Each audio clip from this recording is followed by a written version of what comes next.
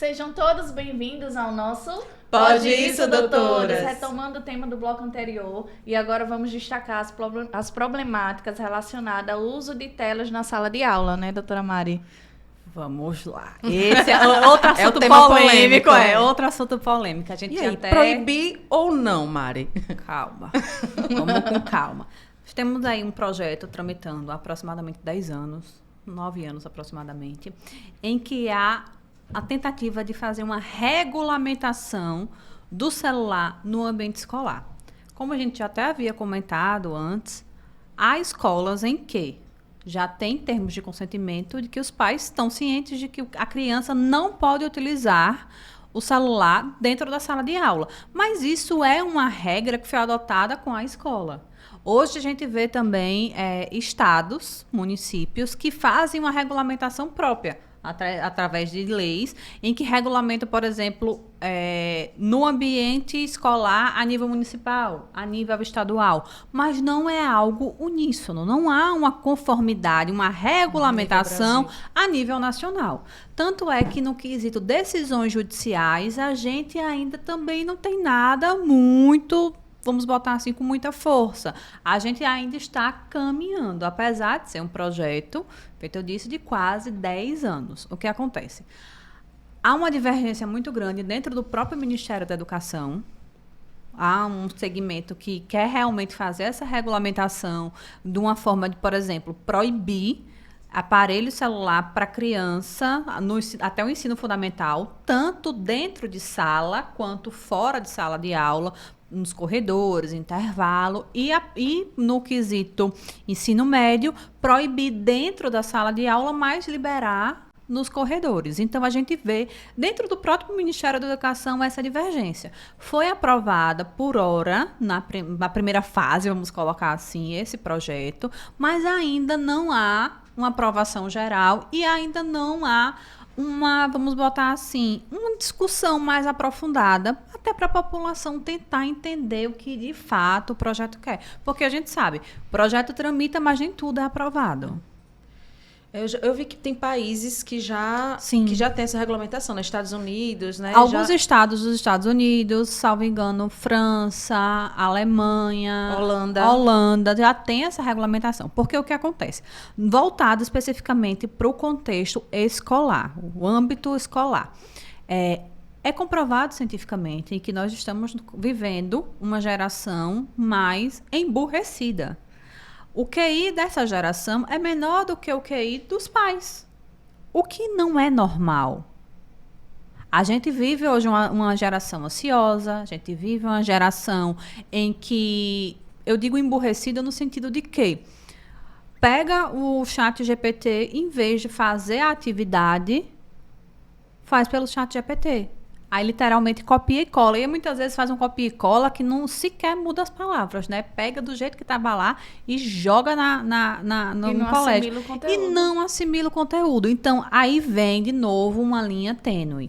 O que é que a gente está enfrentando? A gente está falando de direito de criança e adolescente, de ter acesso à educação, de ter acesso ao ambiente tecnológico, de ter a sua liberdade de expressão, mas a gente está falando também de um uso de aparelho celular feito de uma forma equivocada e exagerada. Quantas vezes muitas mães garantem que enquanto estava na sala de aula recebeu o WhatsApp do filho? Faço todos os dias. Eu vou estudar, menina, vai estudar, tá na hora da aula. Então a gente tá vivendo aí. A gente não pode, de um lado, tolher esse direito da criança de ter acesso à tecnologia para poder, porque é um importante aliado. É um acesso à informação, né? É um acesso à informação, é um acesso a conhecimento. Hoje a gente consome conteúdo de uma forma muito melhor. Eu sou da época da Barça. Então, para poder fazer as minhas atividades da época de colégio, eu utilizava a Barça, utilizava a enciclopédia, fazia a capa com aquelas letras desenhadas, entendeu? Eu tenho o quê? 36 anos de idade e as crianças não sabem o que é isso. Ia na biblioteca do Sesc.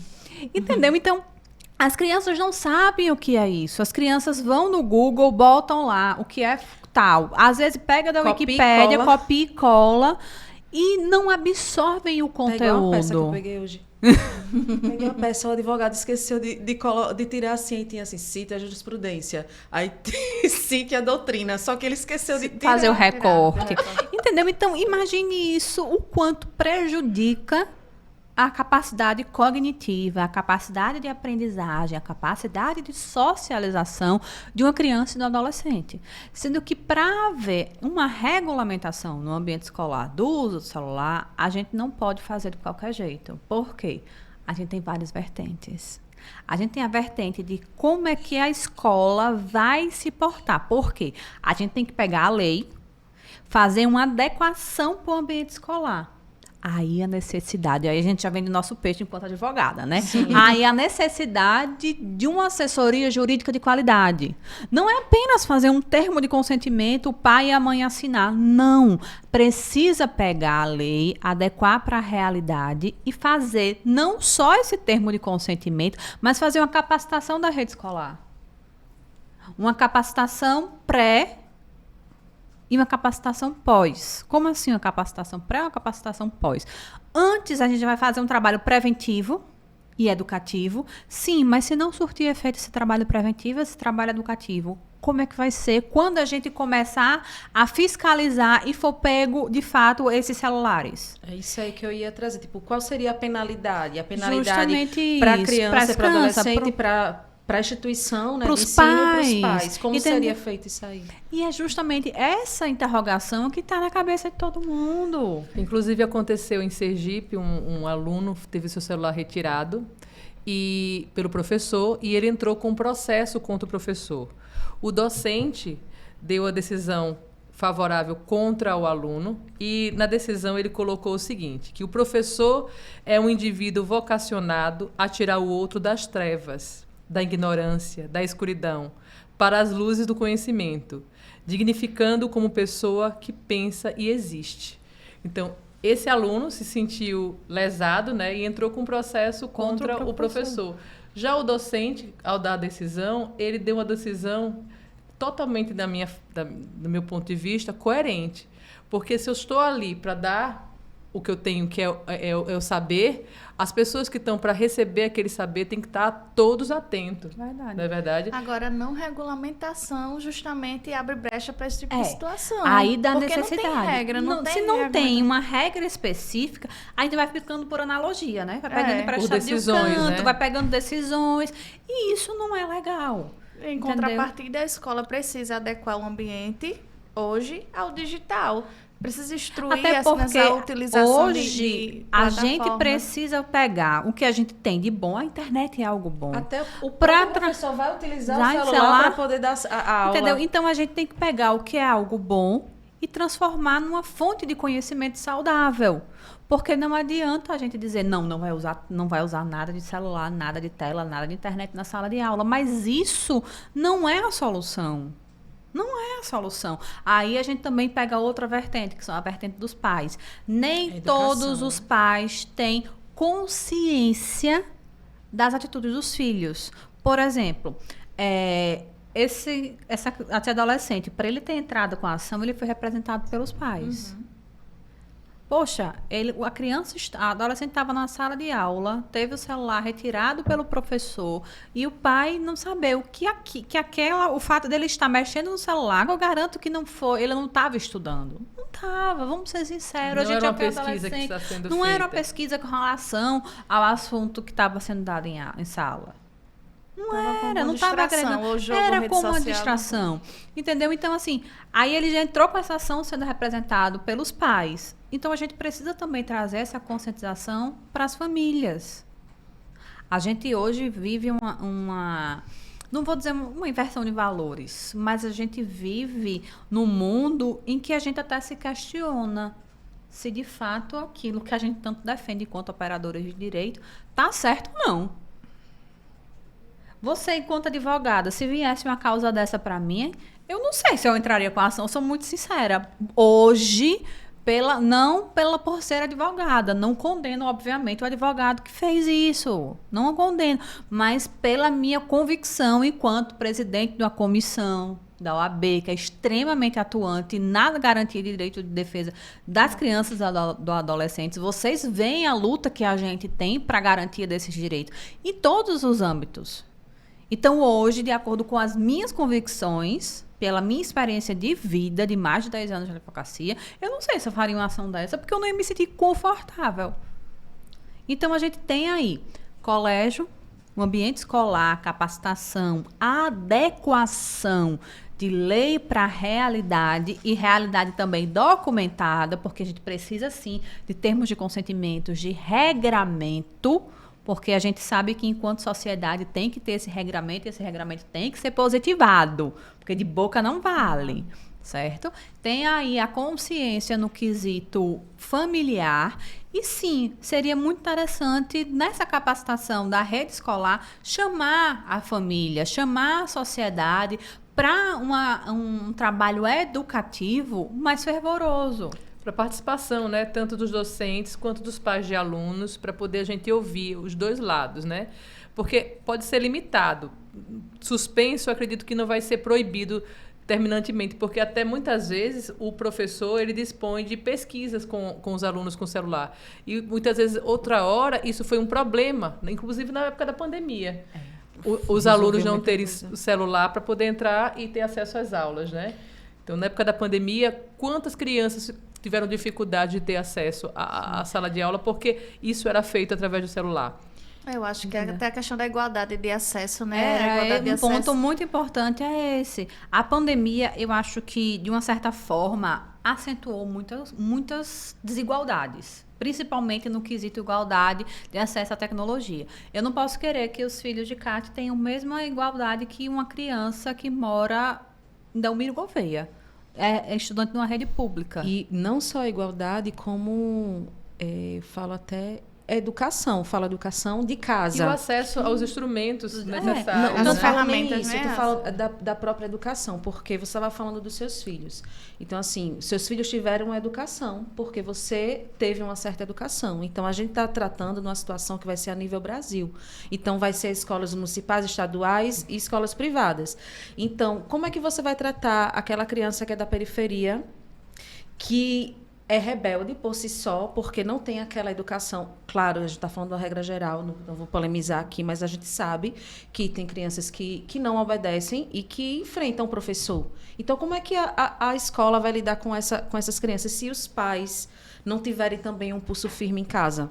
É muito complicado, porque a gente vê essa desigualdade dentro de próprios bairros aqui em Maceió. Imagine dentro do estado de Alagoas. Imagine a gente comparando Maceió a Curitiba, no Paraná. Então, assim, até me perguntaram uma vez, e qual seria o modelo ideal? Não tem como a gente ter um modelo ideal. Uma escola que nem a gente foi lá em União. A gente fez uma ação na Escola de União em que a internet não pegava lá. Telefone não pegava lá. A gente só conseguiu ter acesso à internet porque a gente usou a rede Wi-Fi da escola. Uma escola extremamente distante. A gente teve que subir uma serra que eu jurei que o carro não ia subir. Carente de recursos. Carente de recursos. Um pessoal muito humilde. Agora a gente via uma rede de escolar, uma rede no quesito geral, muito integrada. A gente trouxe discussões sobre violência, principalmente no quesito sexual. A gente trouxe discussões sobre educação no trânsito. A gente fez uma operação, na verdade, foi uma ação assim, que não foi só a OAB. Foi Polícia Civil, SMTT. Foi o PROERD, SMTT, a Polícia Militar. Então, assim, várias... E a gente vê a diferença... Quando eu entrei lá, que eu tentei pegar no celular para olhar a rede, para dizer, cheguei bem, estou viva. Não tinha rede.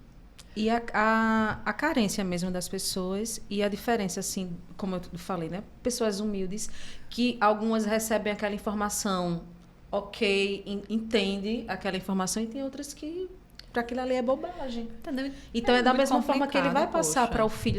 Ele vai usar mesmo. Se o professor disser isso, quem manda em você, ele não manda você, não. A gente sabe que tem pais que são assim. Então é extremamente complicado essa regulamentação, Agora, porque a gente não sabe É como muito que pouco. vai. Quando eu digo que é muito polêmico, acho que tudo que envolve criança e adolescente acaba se tornando um assunto muito polêmico, porque às vezes as pessoas não têm a percepção que criança e adolescente é sujeito de direito. Ah, não é meu filho, Quem não manda tem, sou eu. quem manda sou eu. Eu cresci escutando a minha mãe dizer, seu livre-arbítrio se chama Cláudia Sampaio. Entendeu? Então, assim, mas ela sempre Mas foi, ela é uma graças mulher a Deus, maravilhosa. Ela é uma mulher maravilhosa, ela é uma excelente mãe. Mas, assim, não é que a gente vá deixar as coisas correrem frouxo, filho fazer o que quer, mas criança e adolescente é sujeito de direito. Tem direito ao acesso à informação, à educação, ao conteúdo tecnológico, ao seu livre-arbítrio. Aí, mais uma vez, temos a linha tênue entre essa garantia de direitos e o permitir de uma forma não controlada. E justamente essa regulamentação se torna tão polêmica porque a gente não vê que envolve apenas um segmento, uma coisa. Não é só o acesso gigante, né? ao celular pela criança, não. A gente envolve aí educação doméstica, a gente envolve diálogo dentro da própria família, a gente envolve aí uma capacitação da rede escolar. E é uma responsabilidade muito grande da rede escolar que Muito. vai ter que Porque, ter agora. porque que já imagine, é grande. porque imagine, feita uma ação que teve dessa. Se todo professor for recolher o celular e pai e mãe achar que não deve ser feito daquela forma, for processar, nós vamos ver um abarrotamento do judiciário com demandas escolares. Então, isso gostar. Agora, veja, feito manada. acho que a título de solução, não só os bloqueios dos sites seria eficaz, mas eu acho que se houvesse a proibição, de fato, na sala de aula, para o não uso do celular e houvesse deveria ser a parcial, utilização, né? não, a proibição, porém a utilização de plataformas específicas de uso coletivo na sala de aula, para que não houvesse o uso pessoal do meu telefone. O aluno Mas não sim pode um levar o sistema que um fosse sistema. direcionado para o aprendizado. Porque o celular é muito bom, a internet Mas- é muito boa para o aprendizado. Mas aí o que é que acontece? Isso aí já é uma linha tênue, porque já aconteceu o seguinte, não vou falar quem foi, mas alguém, porque pode ser que venha falar da escola, enfim. A criança, o adolescente, estava doente. Falou para a professora na sala. Não falaram nada. Tô passando mal. Não falaram nada. Mãe, eu já falei 2 vezes para me liberarem. Não estão querendo me liberar e eu tô passando mal. A mãe teve que ligar para a escola, depois teve que ir na escola para poder liberar o filho, porque não estavam querendo liberar o filho, o menino estava passando mal. Não é Isso é complicado? para uma extrema necessidade. Não, seria mas um uso para uma acontece. extrema Quantas necessidade. vezes a Sara já deve ter, alguém deve ter entrado em contato porque a Sara estava doente, ou a Ela Jennifer vai na estava doente. secretaria e o pessoal da Então, secretaria entra em contato Mas comigo. aí ele fez isso. E a secretaria não entrou em contato com a mãe. Pode ter sido um erro, de fato, Da nesse- pessoa da que pessoa atendeu ele. E como ele tem autorização para sair só após o fim do horário, né, de aula, não liberaram ele sair. Então, ele ficou impedido de... Quer dizer, o que é que adianta ele estar dentro da escola passando mal, saiu da sala de aula, mas não Eu já não fizeram acompanhei um nada. professor na delegacia por ter levado um tapa de um pai de aluno. Porque a criança chegou, parece que chegou atrasada e ela ficou aguardando para entrar na próxima aula. Então, a mãe do aluno foi com o pai e a mãe deu um tapa na professora. E, assim, eu achei um absurdo de um absurdo, porque a escola, no momento que aconteceu isso, ele estava cheia a escola, estavam as crianças entrando e outras estavam indo embora do turno, e eles, assim, achando que estavam fazendo a coisa mais normal do mundo. Mas a educação que eles tiveram, a educação possivelmente que ele dá para os filhos dele. Por isso que eu estava falando antes de como esse adolescente vai receber como as pessoas isso. como os professores e os coordenadores, eles são vulneráveis, porque a escola não é um lugar de polícia.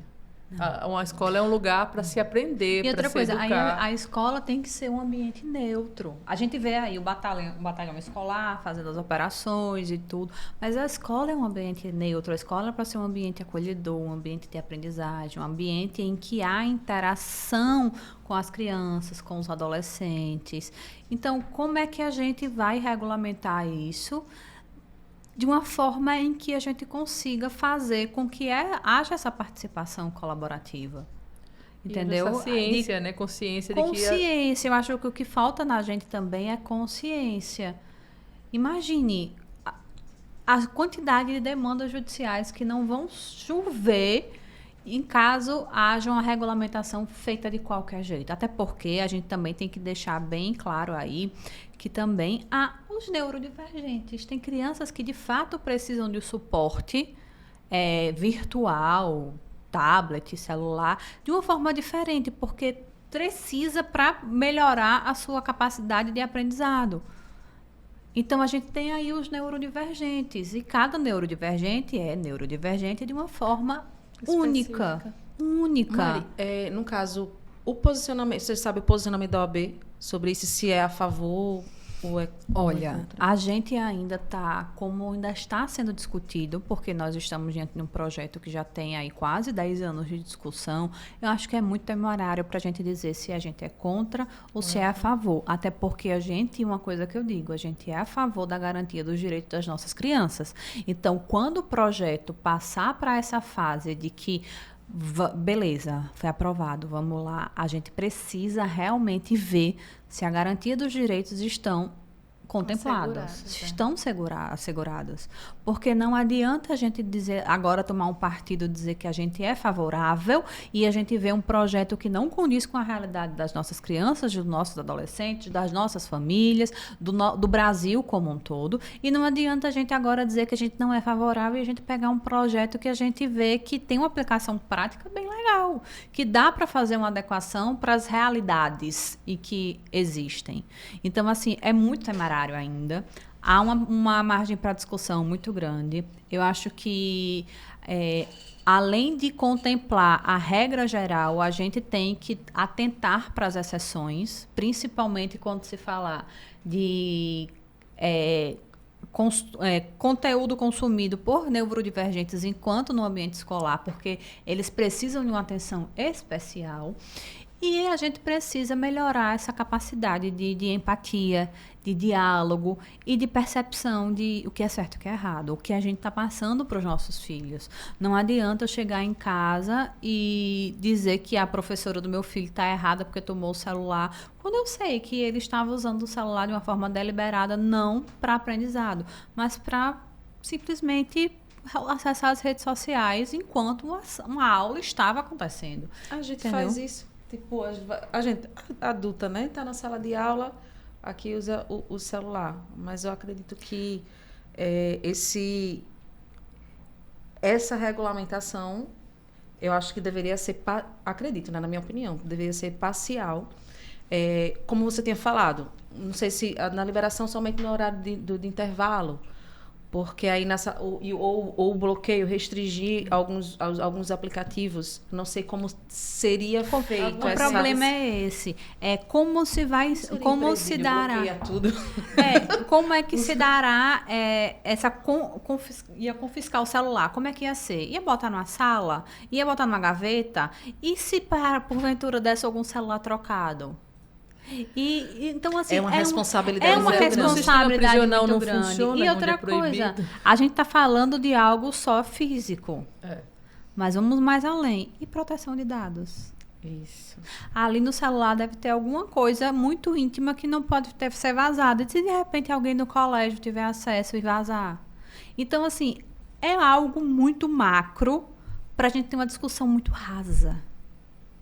É algo que precisa ser muito bem estudado e muito bem construído, porque ainda assim não será, não vou dizer perfeito, porque não existe uma perfeição, principalmente no quesito jurídico. A gente sabe que a gente arruma brecha até onde não tudo depende. tem, tudo A constância é muito depende. grande, né? Todo Entendeu? dia Mas eu acredito altera. que ainda que seja muito bem construído, haverá muita discussão sobre determinadas situações para pontos específicos. Tanto é que acredito sim que até haver uma adequação maior, haverá processos administrativos em secretarias, haverá processos judiciais. Aí eu me pergunto se o judiciário está preparado para isso, se nós advogados, nós estamos preparados para lidar com isso, se nós, enquanto família, se nós estamos preparados para lidar com isso.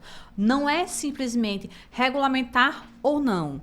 É o pós-regulamentação. Como é que vai ser? Inclusive, também, como eu estava falando que a gente passou por essa transição da era analógica para a era digital, eles teriam que também passar por essa transição, porque eles são da era digital, acostumados a estar com tela o tempo todo, não tem restrição alguma, então ter que estar naquele momento na sala de aula, não vou ter uso do celular, e aquela criança que já é adolescente, que já é ansioso, que já, né, fica aqui no celular o tempo todo e tal, como é que eles vão se adequar a isso? Será que não vai trazer mais problemas? Não sei, né? Eu imagino que a lei ela deveria classificar a faixa etária e também, além das idades, né, da sala de aula, ela também poderia classificar a parte dos tópicos de educação, fundamental, infantil, ensino médio.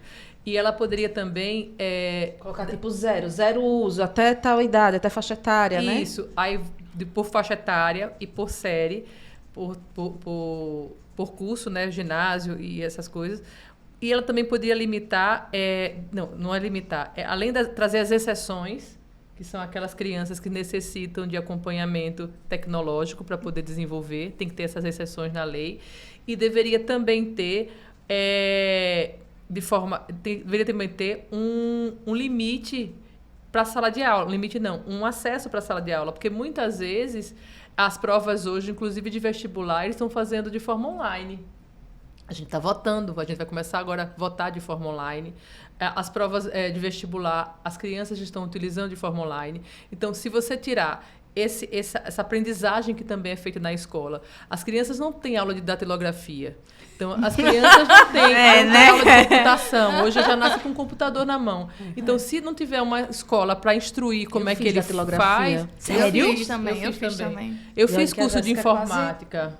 Eu não fiz o curso de datilografia. Eu tinha uma máquina de datilografia. Eu fiz o curso de datilografia. Que a minha mãe utilizava. Eu fiz curso de informática. Me senti muito velha, viu, Mari? Você falando assim, sério? Não, então, porque assim, a diferença de idade não é grande, mas eu não Quem foi que não teve aula de informática na escola? Eu tive aula de informática. Então, eles não têm mais isso. E apanhava horrores, porque eu não sabia mexer em nada. E eles não têm sabia mais isso. Então, assim, tem que dar... mesmo. Tem que dar, sim, direito de como aprender, porque tem muita criança que tem que aprender mesmo como liga um computador, como desliga um computador. E é necessário, o mundo é digital. Né? Eu acho que não tem que bloquear totalmente, mas tem que mostrar da maneira correta de se utilizar a tecnologia, que seja produtiva e para construção. Conhecimento, agregar conhecimento em vez de segregar. Isso. Entendeu? Então, assim, vamos organizar dessa forma, por faixa etária, por grupo escolar, por ginásio, né, educação fundamental, educação infantil, ensino médio. E vamos dizer que a escola também vai ensinar a utilizar. Aí você deixou um gancho que eu queria aproveitar até e fazer o convite à sociedade como um todo. A gente não precisa de uma regulamentação para trazer esse tipo de discussão. Eu acredito que o caráter pedagógico e preventivo tem que falar mais alto.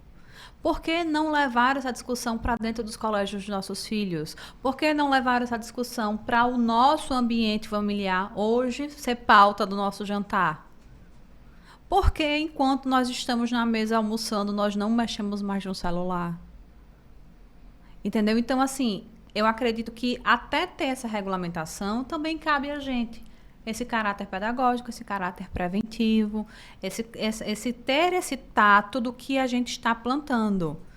Meu esposo sempre diz o seguinte, meu marido diz que criança é um livro em branco. O que é que você vai escrever nele? E a gente tem que atentar justamente para isso. E eu acho que o diálogo, tudo começa com o diálogo. Eu gosto muito dessa fala, dizer, tudo começa com o diálogo. A gente, com o diálogo, pode resolver muitas coisas. E a gente, com o diálogo, com o exemplo, a gente pode transformar a forma como os nossos filhos vão crescer e a forma como eles vão educar também os filhos dele. Isso mesmo. Entendeu? A gente pode... E outra coisa, isso pode ser replicado. Imagine se o colégio da Saara tem a iniciativa de chamar advogados, de chamar psicopedagogos para poder trazer essa discussão para dentro do colégio. Mas não só com os alunos, mas também com os pais, com os familiares, com os avós, com os tios. Isso seria muito interessante, porque quando a regulamentação passar, independente de qual seja, de como seja, de restrição, de fiscalização, de multa, não sei. Mas quando a regulamentação passar de alguma forma, a gente já está naquela fase de preparação, de transição, de apenas ver o que a gente precisa adequar, mas a situação já começou a ser trabalhada.